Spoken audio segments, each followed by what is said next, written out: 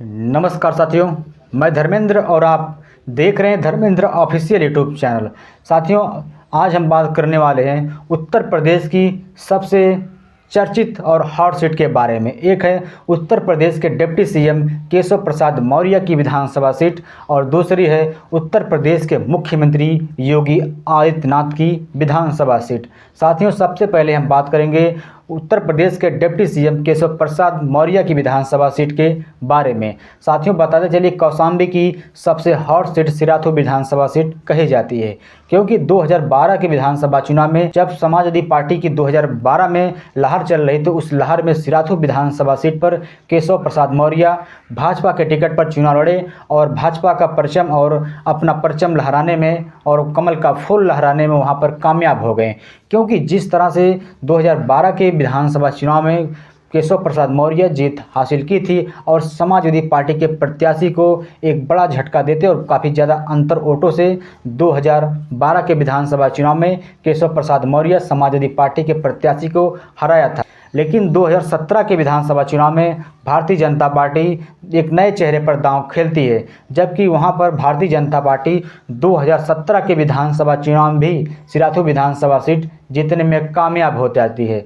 लेकिन 2022 के विधानसभा चुनाव में एक बार फिर भाजपा केशव प्रसाद मौर्य पर दांव खेलती है, क्योंकि केशव प्रसाद मौर्य 2012 के विधानसभा चुनाव में सिराथू विधानसभा सीट से जीत हासिल की थी।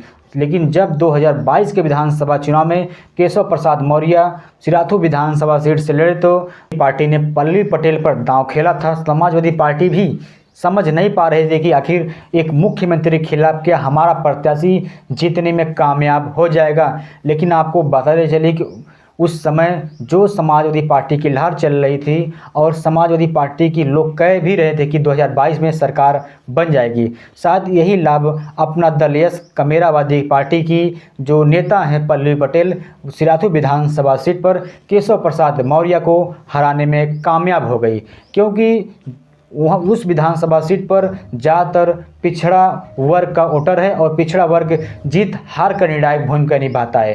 क्योंकि पिछड़ा वर्ग सिराथू विधानसभा सीट पर केशव प्रसाद मौर्य को अपना नेता नहीं बना पाया, जबकि उस सिराथू विधानसभा सीट पर पल्लवी पटेल को अपना विधायक बनाने में कामयाब हो गया। देखना है कि आने वाले समय में क्या 2027 के विधानसभा चुनाव में क्या एक बार फिर पल्लवी पटेल केशव प्रसाद मौर्य को हराती हैं या केशव प्रसाद मौर्य सिराथू विधानसभा सीट छोड़कर दूसरे विधानसभा सीट पर लड़ने जाते हैं। क्योंकि जिस तरह समाजवादी पार्टी के प्रत्याशी 7,000 से ज़्यादा अंतर वोटों से एक डिप्टी सीएम को हराया था, हो सकता है आने वाले समय में एक बार फिर आपको समाजवादी पार्टी के प्रत्याशी पल्लवी पटेल बनती हुई नज़र आ सकती हैं। क्योंकि समाजवादी पार्टी जो 2017 और 2012 के विधानसभा चुनाव में नहीं हासिल कर पाई थी और समाजवादी पार्टी 2022 के विधानसभा चुनाव में एक बड़ा परचम लहराया था। अब देखना है कि 2027 के विधानसभा चुनाव में क्या समाजवादी पार्टी एक बार फिर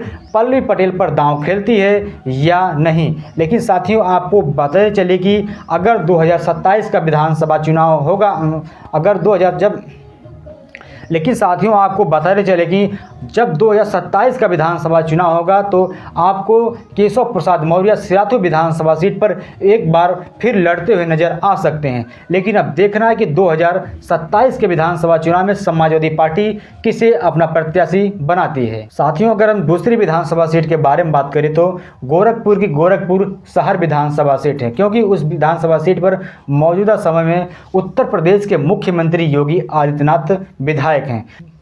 2022 के विधानसभा चुनाव में समाजवादी पार्टी ने सभापति शुक्ला को अपना प्रत्याशी बनाया था। लेकिन बताते चले कि मुख्यमंत्री योगी आदित्यनाथ समाजवादी पार्टी और आज़ाद समाज पार्टी के प्रत्याशी को भी, क्योंकि आज़ाद समाज पार्टी के राष्ट्रीय अध्यक्ष चंद्रशेखर आज़ाद 2022 के विधानसभा चुनाव में मुख्यमंत्री योगी आदित्यनाथ के खिलाफ चुनाव लड़ा था, लेकिन इन दोनों पार्टियों की जमानत जब्त हो गई थी।